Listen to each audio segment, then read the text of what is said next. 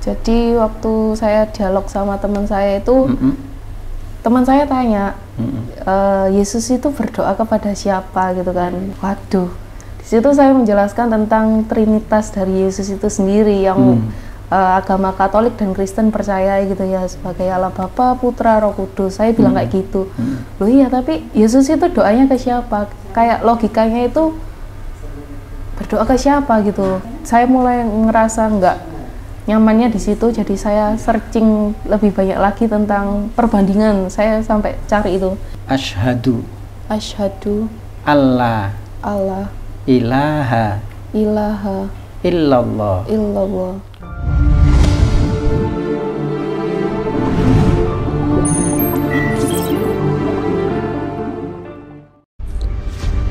Lelang dakwah. Lukisan Ka'bah Tempo Dulu karya Meru Sandia, pelukis Indonesia yang diundang langsung oleh Raja Salman, dilelang dengan harga terbaik yang dananya 100% akan kami gunakan untuk pembangunan gedung dakwah Mu'alaf Center Nasional Hagia Sophia, Jakarta sebagai sentra untuk pembinaan, pelayanan, advokasi, dan pendidikan para mu'alaf binaan Mu'alaf Center Nasional Hagia Sophia di Jakarta. Alhamdulillah, ada seorang dermawan yang mewakafkan tanahnya di pinggir jalan raya dekat Taman Mini Indonesia Indah dekat Exit Tol. Dengan luas 514 meter persegi ini sudah tersedia, tinggal dibangun gedung dakwah saja. Lukisan ini dilelang dengan harga 9,5 juta saja untuk muslimin yang lebih dahulu menghubungi kami.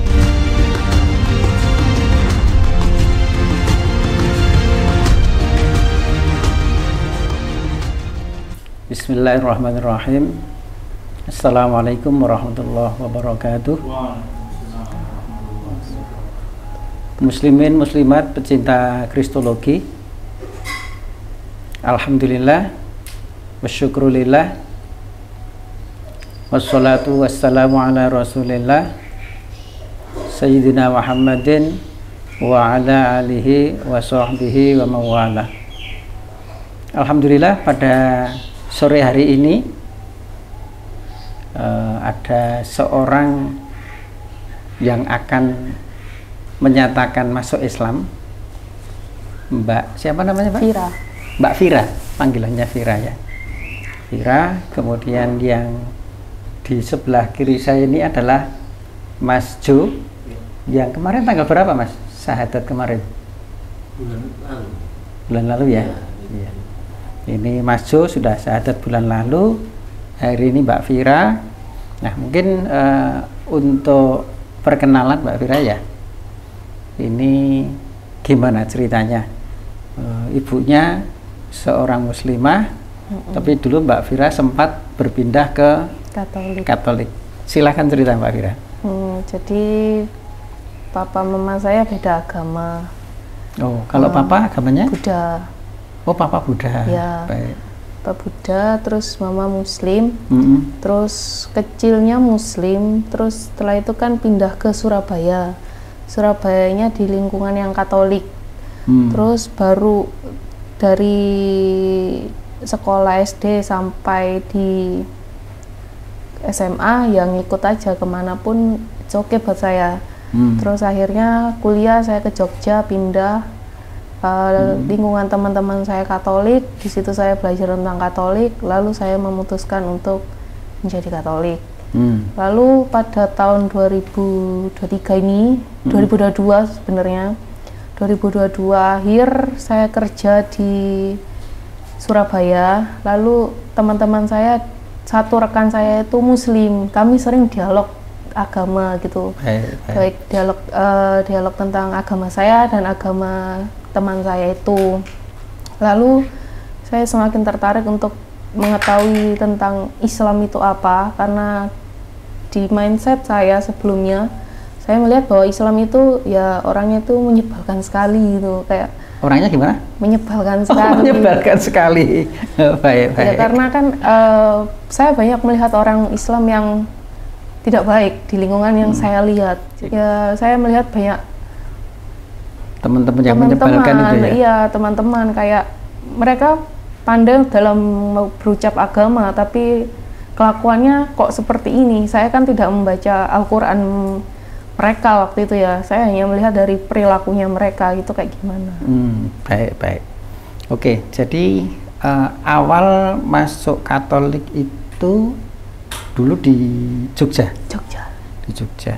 Apa yang waktu itu Mbak Vira ya? Namanya Vira benar ya? Iya benar. Mbak Vira waktu itu seorang muslimah, tetapi mungkin juga belum ada bekal ya, tidak tahu tentang Islamnya kayak apa, karena orang tuanya juga yang satu Buddha, yang satu muslimah, mungkin juga tidak terdidik ke arah sana, sehingga Mbak Vira sempat tertarik. Nah waktu itu ke sana dulu ya Mbak ya. Waktu itu yang membuat Mbak Vira tertarik masuk Katolik itu apanya? Ajaran kasihnya. Ajaran kasihnya. Baik. Apa yang dimunculkan itu? Ya,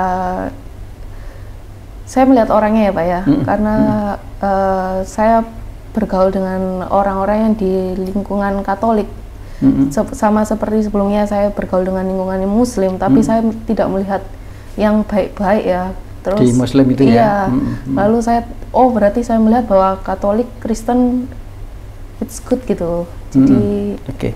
Jadi begini pemirsa, ternyata kita sebagai seorang muslimah ini adalah perwujudan atau kaca dari agama kita. Jadi ingat, kalau kita bertingkah laku itu menggambarkan agama kita. Ya, hati-hati kalau Anda sembarangan melakukan sesuatu yang itu tidak menjadikan cermin seorang muslim ya, maka dianggap seperti itulah muslim. Jadi cukup menyebalkan waktu itu ya Mbak ya.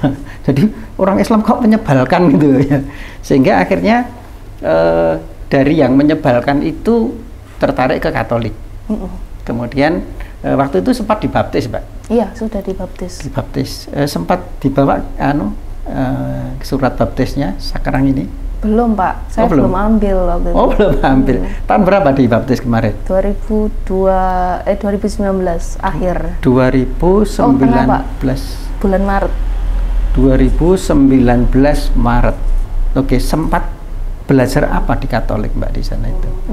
Saya belajar banyak hal ya Pak ya. Saya belajar tentang Alkitabnya, tentang ya tata cara ibadahnya itu gimana. Baik. Lalu historis dari gereja Katolik itu seperti apa? Dan cukup rinci ya belajarnya ya. Baik. Sempat aktif di gereja Mbak? Iya, sangat aktif Pak. Sangat aktif. Pernah di kegiatan apa saja di gereja? Saya di PMK Ikumene, bahkan saya waktu itu jadi kakak pembinanya Pak. Kakak pembina. Waktu di sana sempat nggak ngelihat orang-orang Islam yang masuk Katolik selama Mbak di sana? Lihat Pak. Banyak? Lumayan banyak. Lumayan itu berapa? 10, 20, 30? 12 orang. 12 orang dari seorang muslim atau muslimah? Iya. Masuk ke Katolik. Selama kurun waktu dari 2019 sampai sekarang ini 2022 kemarin. Apakah mereka juga tertarik karena ajaran kasih yang diceritakan itu? Aduh, saya kurang tahu ya Pak, karena saya nggak tanya gitu. Nggak ikut memproses? Enggak ikut. Tapi sempat menyaksikan acara pembaptisannya? Iya. Oke, nggak apa-apa. Nah sekarang Mbak Vira, kok setelah tahu ajaran kasih di sana, sudah bergaul dengan orang-orang yang tidak menyebalkan gitu ya, kemudian Mbak Vira sempat diskusi dengan teman, lalu apa yang membuat Mbak Vira sekarang ingin kembali bersyahadat menjadi seorang muslimah? Jadi waktu saya dialog sama teman saya itu, teman saya tanya, Yesus itu berdoa kepada siapa gitu kan? Waktu dia berdoa gitu, waduh, di situ saya menjelaskan tentang Trinitas dari Yesus itu sendiri yang agama Katolik dan Kristen percaya gitu ya, sebagai Allah Bapa, Putra, Roh Kudus. Saya bilang kayak gitu. Loh iya, tapi Yesus itu doanya ke siapa? Kayak logikanya itu berdoa ke siapa gitu. Kalau misalnya Yesus itu berdoa gitu, Lalu juga saya lihat di YouTube ya, saya mulai ngerasa nggak nyamannya di situ, jadi saya searching lebih banyak lagi tentang perbandingan. Saya sampai cari itu perbandingan agama Islam dan Katolik mengenai Yesus. Sudah dapat jawabannya belum waktu itu Yesus berdoa ke siapa? Kepada Bapa. Kepada Bapa. Jadi bapaknya siapa sih namanya? Kalau di situ sebutnya Allah. Allah kan gitu ya. Allah atau Allah kalau Islamnya, iya. Tapi Allah. Jadi ini menarik juga nih para muslimin muslimat. Jadi salah satu yang membuat Mbak Vira ini balik lagi ke Islam ketika ditanya Yesus berdoa kepada siapa? Ya dimanapun juga Yesus itu berdoanya kepada Allah, kepada Bapa, dan itu juga perintah Yesus Kristus gitu loh. Yesus Kristus memerintahkan supaya tidak ada Tuhan kecuali Dia, Allah gitu loh, dan hanya kepadanya kita berdoa ya. Itu perintah Yesus Kristus memang seperti itu kan, dibolak-balik kemanapun nggak ada dalam Alkitab itu yang menyatakan bahwa Yesus Kristus itu menyuruh menyembah ke aku. Yesus nggak pernah ada. Kalau dibuka-buka nanti semua ketika perintah Yesus menyembah ke siapa? Ya ke Bapa atau ke Allah. Tidak pernah Yesus memerintahkan untuk berdoa ke Yesus atau menyembah ke Yesus. Jadi itu salah satu kunci ketika seseorang berdialog, tanyakan kepada mereka Yesus berdoa kepada siapa dan menyembah kepada siapa. Dan kalau kita buka Alkitab yang bahasa Arab, yang di dalam bahasa Indonesia dari berbagai versi itu Yesus itu berdoa. Maka sebenarnya kalau dalam Alkitab yang bahasa Arab itu sholat, bukan berdoa. Ya, nanti kapan-kapan kita buka kalau pakai Mobi itu berdoa kepada Allah itu sebenarnya sholat kepada Allah. Nah, cuman karena versinya melalui Eropa, melalui Barat, maka bandara-bandara pun musola itu tempat untuk berdoa. Ya, prayer place ya, untuk berdoa, bukan musola. Tetapi kalau jalurnya Alkitab yang bahasa Arab, berdoa kepada Allah itu sholat, liyusolli lillah, ya istilah gitu. Jadi dalam agama Kristen yang melalui Roma, melalui Yunani, itu kan tidak ada sholat. Ya, mereka berdoa. Jadi bedanya kalau umat Islam itu berdoa itu beda dengan sholat. Sholat itu gerakannya tertentu, ritualnya tertentu, bacaannya tertentu. Tapi kalau doa itu ya kapanpun, dimanapun bisa berdoa. Tapi kalau sholat harus di tempat tertentu, menghadap tertentu, dengan bersuci dulu gitu. Itu bedanya berdoa dengan sholat. Baik, kemudian perjalanannya gimana nih Mbak Vira setelah diskusi sama temen, terus lihat di apa, di YouTube atau di Google di perbandingan itu? Di YouTube. Apa yang berkesan di sana, Mbak? Ya, perbandingannya ya tentang menceritakan Yesus itu dalam versinya Al-Quran. Terus saya juga dikasih pinjam teman saya Al-Quran kan. Lalu yang saya buka pertama kali itu surat Maryam yang menceritakan tentang Yesus itu sendiri. Betul, betul. Lalu di Al-Quran itu menceritakan bahwa Yesus kecil gitu. Sedangkan di Alkitab sejauh yang saya baca itu langsung Yesus tiba-tiba udah jadi gede gitu, udah dewasa. Kayak terjadi rompang ceritanya di situ. Lalu saya juga baca dari yang versi Kristen atau Katoliknya tentang agama Islam yang katanya jauh beda lah atau apa. Cuma di benak saya, kalaupun itu jauh ataupun banyak yang bilang Al-Quran itu palsu, tapi kenapa beberapa dari mungkin yang saya dapat waktu itu ya, itu kok benar gitu loh. Kayak tentang apa namanya, yang tentang ada lautan dan yang tidak dapat dipisahkan. Nah, yang satu tawar, satunya albun furotun wa milhun ujaj, yang satu tawar, yang satu asin gitu ya. Gitu ya. Lalu juga ketika apa namanya, ketika kita naik di atas langit dada kita akan semakin sesak. Bagaimana tahu Nabi Muhammad itu kok bisa tahu gitu?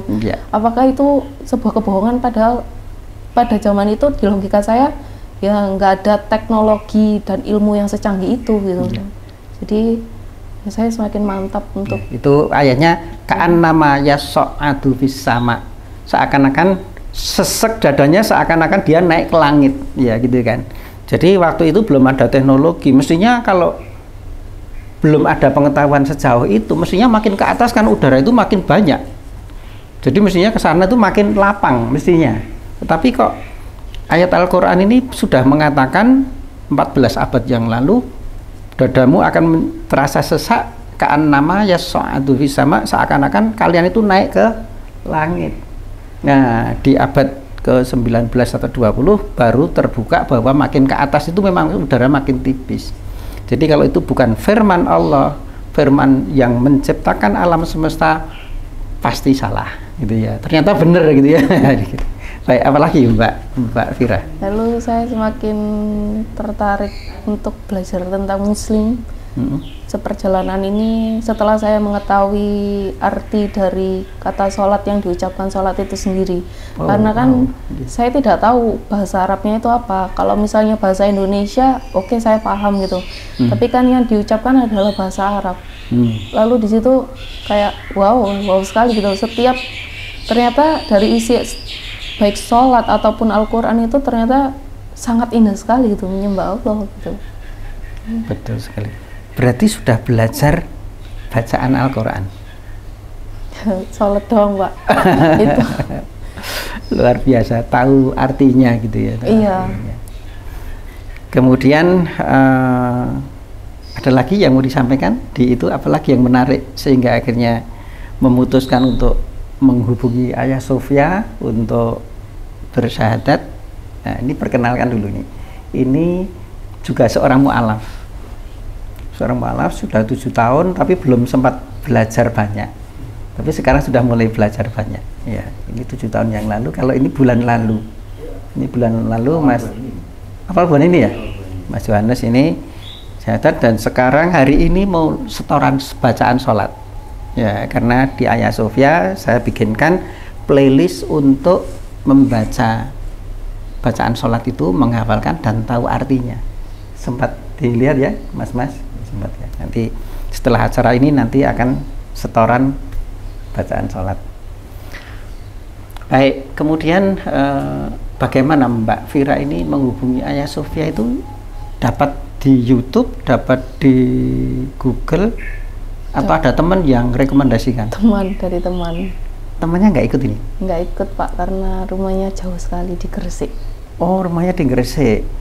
Dan ini dalam perjalanan ada seorang calon mu'alaf juga, seorang Cina Taiwan yang 2 hari yang lalu konsultasi, dan ini kita harapkan kedatangannya, tapi belum, mungkin masih di perjalanan karena jauh dari Lamongan. Ini setengah hari kerja, hari Sabtu. Moga-moga nanti tidak ada halangan dan bisa nyusul. Baik, mungkin itu dulu yang bisa disampaikan Mbak Fira. Ibu, karena Ibu seorang muslimah, tentu saja nanti menjadi saksi, tidak keberatan ya Ibu ya, putrinya kembali ke Islam. Sebenarnya saya nunggu ini ayahnya masih ada? Masih. Di mana ini? Di Surabaya. Oh, kok nggak ikut tadi, nggak nganter? Iya, ada kesibukan. Kalau nganter kita ajak bincang-bincang, dan kalau berkenan diajak syahadat juga. Baik, pemirsa, marilah kita akan segera ikuti prosesi pensyahadatan Mbak Fira. Nama lengkapnya siapa, Mbak? Afira Yuliasmi. Afira Yuliasmi. Iya, pendidikan terakhir, Mbak? S1 di Jogja Atma. Oh, Atma Wijaya. Atma Jaya Jogja. Baik, segera kita mulai pemirsa, dan nanti semuanya ikut berdoa setelah pensyahadatan itu. Malaikat ini siap menyaksikan. Nah, jadi berdoalah semuanya dengan doa-doa yang baik yang menjadi cita-cita kita semuanya, sehingga nanti para malaikat yang hadir menyaksikan pensyahadatan ini turut mengaminkan ya, mendoakan kepada Allah semoga doa-doa kita semuanya dikabulkan. Baik, a'udzubillahi minasyaitonirrajim. Bismillahirrahmanirrahim. Asyhadu alla ilaha illallah wa asyhadu anna Muhammadar Rasulullah. Aku bersaksi bahwasanya tidak ada Tuhan kecuali Allah. Dan aku bersaksi bahwa Nabi Muhammad utusan Allah. Alhamdulillah. A'udzubillahi minasyaitonirrajim. Bismillahirrahmanirrahim. Allahumma salli ala Sayyidina Muhammad wa ala ali Sayyidina Muhammad. Alhamdulillahi Rabbil Alamin. Hamdan syakirin, hamdan na'imin, hamdan yuafi ni'amahu wa yukafi mazidah. Ya Rabbana lakal hamdu kama yanbaghi li jalali wajhikal karim wa 'azimi sultanik. Ya Allah, ya Tuhan kami, saksikanlah hari ini kami bersama dengan teman-teman yang lain menyaksikan Mbak Vira masuk menjadi seorang muslimah. Untuk itu berilah ketabahan, berilah keistiqomahan, berilah jalan yang baik untuk semakin memperdalam agamamu ya Allah. Ya Allah, ya Tuhan kami, berilah kami petunjuk untuk mengetahui bahwa yang benar itu benar pula menurut kami, dan bimbinglah kami untuk mengikutinya, dan tunjukkanlah kepada kami bahwa yang salah itu juga salah di mata kami. Allahumma arinal haqqa haqqa warzuqna ittiba'ah wa arinal batila batila warzuqna ijtinabah. Rabbana hab lana min azwajina wa dzurriyyatina qurrata a'yun waj'alna lil muttaqina imama waj'alna lil muttaqina imama. Rabbana atina fid dunya hasanah wa fil akhirati hasanah wa qina adzabannar wa qina adzabannar wa qina adzabannar. Subhana rabbika rabbil izzati amma yasifun wa salamun alal mursalin walhamdulillahi rabbil alamin. Al-Fatihah. Baik pemirsa, untuk prosesi pensyahadatan sudah selesai, namun saya akan menambahkan sedikit bekal untuk Mbak Vira. Nanti ada beberapa slide yang saya tunjukkan di sini. Jadi begini Mbak Vira, kemarin Mbak Vira waktu masuk ke sana itu adalah satu bahaya yang sangat besar, dan alhamdulillah atas kasih sayang Allah, Mbak Vira dikasih kesempatan untuk mendapatkan sesuatu yang sangat besar, yang sangat bernilai. Ini pada surat Ali Imran ayat 91 ya. Ini bisa dibaca artinya, silakan. Sungguh orang-orang yang kafir dan mati dalam kekafiran tidak akan diterima tebusan dari seseorang di antara mereka sekalipun berupa emas sepenuh bumi. Mereka itulah orang-orang yang mendapat azab yang pedih dan tidak memperoleh penolong. Jadi begini, besok di akhirat ya, ini kenapa Al-Quran ini bisa menceritakan sesuatu yang akan datang yang di akhirat? Karena Al-Quran ini adalah wahyu oleh pencipta dunia dan akhirat ya. Jadi bedanya agama samawi, agama wahyu, dengan agama budaya atau agama pagan, itu bedanya agama samawi ini langsung wahyu dari Allah Subhanahu wa Ta'ala yang menciptakan dunia dan akhirat nanti, sehingga informasi akhirat itu ada detail ya. Jadi innalladzina kafaru wa matu wa hum kuffar fala yuqbala min ahadihim mil'ul ardi zahaban walawif tadabi ulaika lahum azabun alim wa ma lahum min nasirin. Jadi besok di akhirat itu orang-orang yang saat kematiannya masih tetap dalam keadaan kafir, tidak menyembah Allah yang esa, dan tidak percaya bahwa Nabi Muhammad itu adalah utusan Allah, maka dia disebut orang kafir, masih ketutup ya, dan mati dalam masih ketertutupan itu, maka mereka akan mendapatkan siksa yang pedih di neraka. Ditebus misalnya, satu orang ditebus dengan satu emas sepenuh bumi, itu nggak bakalan bisa, nggak bisa untuk menebus ya. Emas sepenuh bumi walawif tadabi, meskipun ditambahi segitu lagi, itu untuk menebus siksaan seorang kafir yang disiksa di akhirat, itu nggak bisa diterima. Jadi ketika seseorang mengucapkan syahadat asyhadu an la ilaha illallah wa asyhadu anna muhammadar rasulullah, itu nilainya lebih besar dibandingkan emas sepenuh bumi dan segitu lagi ya. Dan itu adalah nikmat yang luar biasa. Kita diberi karunia oleh Allah untuk merasakan surganya nanti dengan tetap istiqomah di dalam Islam. Nah, ini yang ayat yang 1.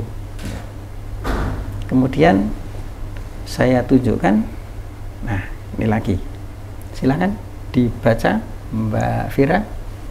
Siksa bagi orang kafir, sesungguhnya orang-orang yang kafir dan mereka mati dalam keadaan kafir, mereka itu mendapati laknat Allah, para malaikat dan manusia seluruhnya.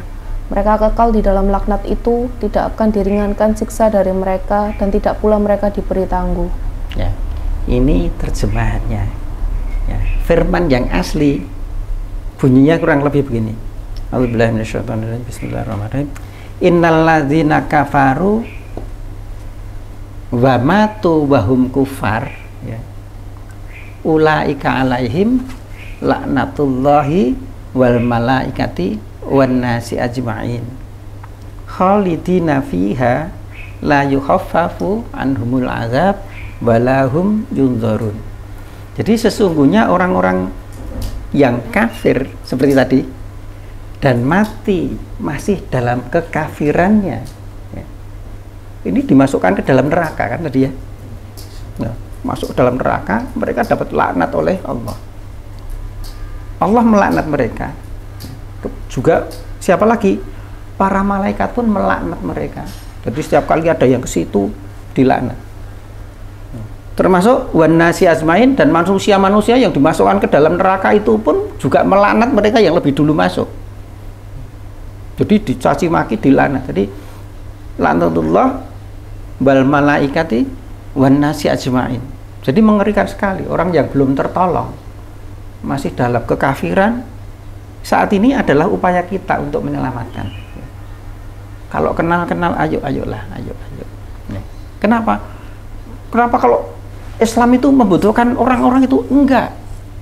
Islam tidak membutuhkan orang-orang yang mau masuk Islam, tetapi orang-orang yang belum masuk Islam itulah sebenarnya yang memerlukan Islam untuk ditolong selamat dari siksa yang tadi, yang abadi, dan laknat-laknat yang terus-terusan itu. Khalidina fiha, dan mereka selamanya ya, di dalam neraka itu. Pernah ngerasakan kena api enggak? Panas. Pernah kan? Ya. Yang itu mungkin kena rokok atau kena knalpot, panasnya kayak gitu. Itu cuma sebentar. Bayangkan kalau kita dipanggang kayak dipanggang sate itu selamanya, dan terasa sakit selamanya. Jangan dipikir kalau sakit sebentar tuh nanti seterusnya nggak sakit, enggak. Jadi selama di sana itu ya dibakar dengan api neraka itu, selamanya itu ya merasakan sakit. Coba, apa nggak kasihan pada orang-orang yang murtad atau yang belum masuk ke Islam? Khalidina fiha la yukhaffafu anhumul azab. Mereka tidak akan diringankan azabnya. Siksa dibakar kayak di sate itu ya gampangannya, atau disetelika punggungnya atau wajahnya atau perutnya pakai setelika besi yang membara itu. La yukhaffafu anhumul azab, tidak akan diringankan. Walahum yunzarun, dan mereka tidak diberi tangguh. Wes ditunda-tunda, enggak, terus disiksa terus. Nah, jadi ini alhamdulillah teman-teman yang sudah menjadi mu'alaf, yang sudah menjadi mu'alafah, kalian selamat. Ya. Pegang istiqomah. Istiqomah Islam, bahwa tidak ada Tuhan kecuali Allah, dan bahwa Nabi Muhammad utusan Allah. Ya. Baik. Itu di Al-Baqarah, nah, surat kedua ayat 161 dan 162. Ada beberapa slide yang mau saya tunjukkan. Ya. Ini kan yang kemarin zaman di sana. Ya. Di sana dikatakan Yesus menanggung dosa. Ini Yohanes 5:29 dan 5:30. Nah, Mas Yo, ini yang syahadat awal bulan kemarin ya? Ya, betul, awal bulan. Ini akhir bulan. Baik. Silahkan dibaca, Mas Yohanes. Oh, namanya Yohanes juga ya? Namanya Yohanes, ini Mas Yohanes juga. 5:29 dan 5:30. Yesus tidak menanggung dosa. Yohanes 5:29. Dan mereka yang telah berbuat baik akan keluar dari bangkit dan untuk hidup yang kekal. Tetapi mereka yang telah berbuat jahat akan bangkit untuk dihukum. 5:30. Aku tidak dapat berbuat apa-apa dari diriku sendiri. Aku menghakimi sesuai dengan apa yang aku dengar, dan penghakimanku adil, sebab aku tidak menuruti kehendakku sendiri, melainkan kehendak Dia yang mengutus aku. Jelaskan ya, ini bukan bikinan orang Islam, tetapi mungkin ini nggak seberapa dibahas di sana. Ya. Di sana dibahas bahwa Yesus itu disalib untuk menebus dosa. Padahal menurut Al-Quran, dan itu saya sangat percaya, bahwa Yesus tidak disalib dan tidak dibunuh. Kenapa? Karena saya juga yakin selain Al-Quran ini pasti benar. Ya. Wa ma qataluhu wa ma sholabuhu walakin syubbiha lahum. Dan tidaklah dia, Yesus Kristus atau Isa Al-Masih itu dibunuh, ya. Wa ma qataluhu, dan tidaklah mereka membunuh dia. Wa ma sholabuhu, dan juga tidak menyalib dia. Walakin syubbiha lahum, tetapi yang disalib adalah seseorang yang dimiripkan kepada Isa Al-Masih atau Yesus Kristus itu. Loh, kalau Alkitab gimana? Ya, kalau setahu saya Alkitab itu Yesus itu orang yang sangat sakti. Yesus itu bisa menghilang. Ya, dari sini menghilang. Lah kalau dipegang, ya menghilang kan selesai. Ya. Maka Al-Quran itu tidak sembarang menyampaikan. Selain itu kebenaran, ternyata ketika dibuka di Alkitab sendiri juga masuk akal. Yang pertama adalah bahwa Yesus itu bisa menghilang dari sini, muncul di tempat lain. Atau dari tempat lain datang ke sini, ketemu murid-muridnya, kemudian menghilang lagi. Satu, itu fakta di Alkitab bahwa Yesus itu orang sakti. Ya. Kemudian juga bahwa Yesus itu bisa mengubah wajah. Dicari di Alkitab nanti. Ya. Kebetulan ini saya nggak buka di HP saya. Yesus itu bisa mengubah wajahnya. Kadang putih, kadang pucat, kadang kemerahan, kadang rambutnya lurus, kadang rambutnya ikal. Jadi sangat masuk akal bahwa Yesus Kristus itu tidak disalib. Ditangkap aja susah. Maka salah satu cirinya apa? Tentara Roma untuk menangkap Yesus itu perlu seorang penunjuk. Penunjuk karena orang Romawi, gimana saya mau pegang seseorang yang saya kalau melihat itu selalu berubah wajahnya. Wajah Yesus itu setiap kali ketemu orang tentara Roma, dan itu di ayat Alkitab loh, bukan karangan saya. Di ayat Alkitab itu orang Roma, tentara Roma mengatakan, bagaimana aku bisa menangkap dia? Itu wajahnya selalu berubah. Maka ketika si pengkhianat itu, udah pokoknya ikut saya, nanti orang yang tak cium itulah dia, kan gitu kan? Nah, Tetapi namanya Yesus itu kan bisa menghilang. Nah, kalau toh Yesus Kristus itu ditangkap, maka dia menghilang dengan gampang sekali. Gitu loh. Jadi Al-Quran mengatakan bahwa wama qataluhu wama solabuhu walakin syubbiha lahum, itu masuk akal gitu loh. Dan itu salah satu bentuk orang Islam dan Allah memuliakan Yesus Kristus.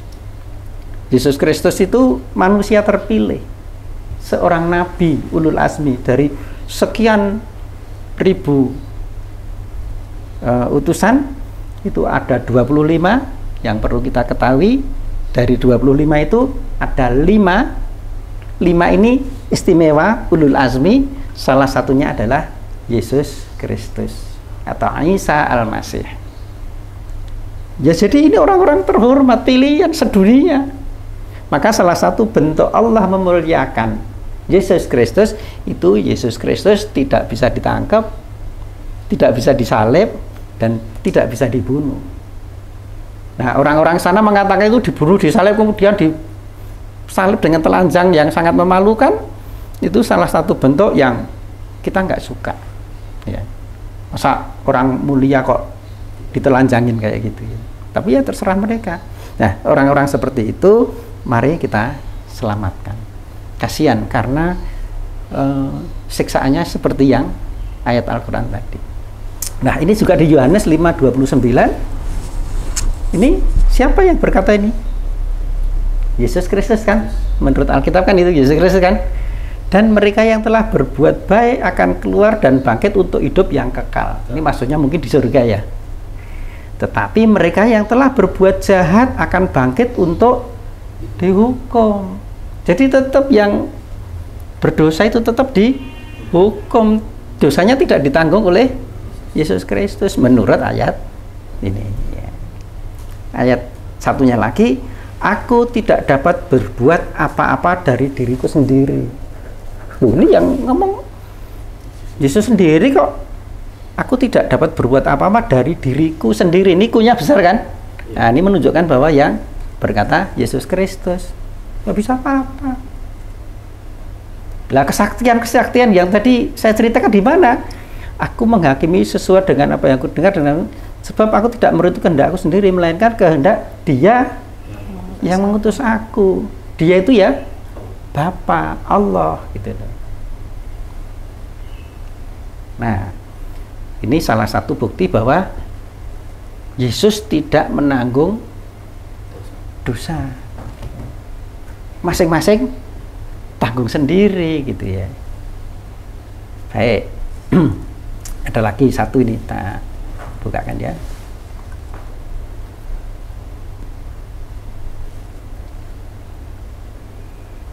Nah, ini Matius, coba dibacakan. Matius 16 ayat 27. Sebab anak manusia akan datang dalam kemuliaan Bapaknya diiringi malaikat-malaikatnya. Pada waktu itu ia akan membalas setiap orang menurut perbuatannya. Ya kan? Ini apakah Yesus menanggung dosa? Enggak.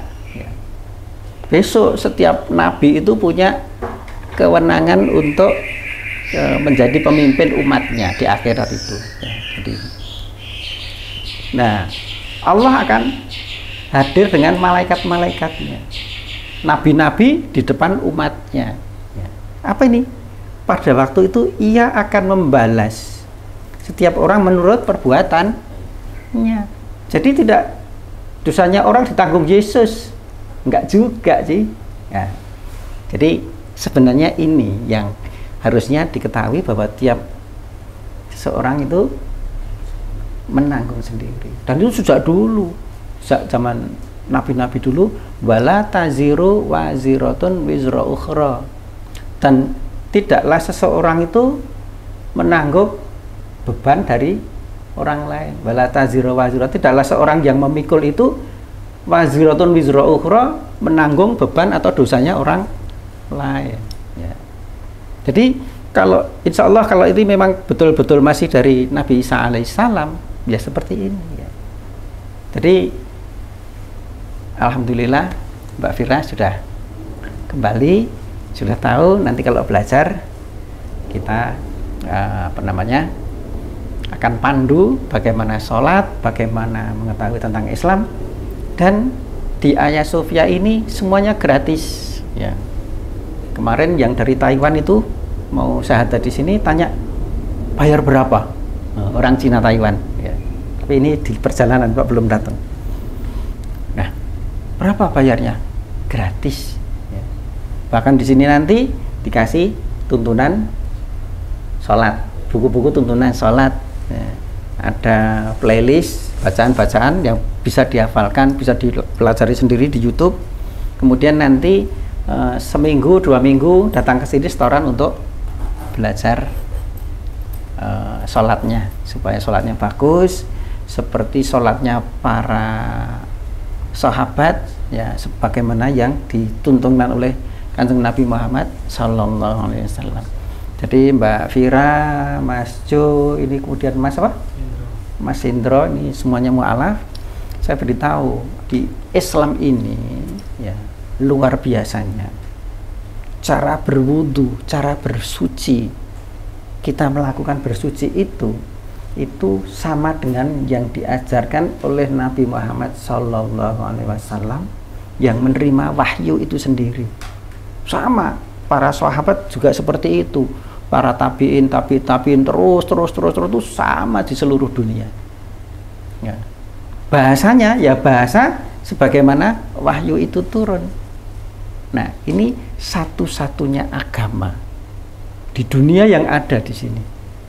Baik di Eropa, di Amerika, dimanapun juga, Islam adalah satu-satunya agama yang cara bersucinya sama dengan Rasul yang menerima perintah itu. Ya. Sedangkan di agama Mbak yang kemarin, ada cara bersuci nggak? Ada. Kita semuanya sama. Sholatnya standar juga. Sholat kita cara menghadap kepada Allah sama. Ini satu-satunya agama yang cara menyembah kepada Allah seragam sama sebagaimana Rasul itu menyembah kepada Allah. Nah, apakah di Katolik ini ada yang di Kristen mana? Dulu Kristen ya? Ini Katolik. Oh, pernah 2 kali ya? Pernah Katolik dan pernah Kristen juga. Nah, coba di flashback. Apakah cara menyembah Tuhan waktu itu, waktu masih di Kristen dan Katolik, apakah sama dengan cara menyembahnya ke-12 Rasul itu menyembah Allah? Nggak ngerti pasti ya. Bahkan tiap gereja pun kayaknya berbeda. Jadi ini luar biasa, kita masuk dalam agama Islam ini adalah karunia yang luar biasa. Kebenarannya tidak diragukan lagi. Kenapa? Karena cara menyembahnya pun kita ini sama dengan cara waktu Rasul itu menyembah kepada Allah Subhanahu wa Ta'ala dan seterusnya. Baik, demikian pemirsa apa yang bisa kita sampaikan. Alhamdulillah, ini ada Mbak Fira, ada Mas Hendro, ada Mas Jo yang semuanya mu'alaf. Dan sebentar lagi semoga yang dari Lamongan, seorang Cina Taiwan akan bersyahadat juga. Semoga tidak ada halangan. Dan kami mohon doanya semoga kita semuanya istiqomah di dalam agama Islam sebagaimana yang ditentukan oleh Nabi Muhammad Sallallahu Alaihi Wasallam. Kurang lebihnya mohon maaf. Wa'alaikum minkum. Wassalamualaikum warahmatullahi wabarakatuh.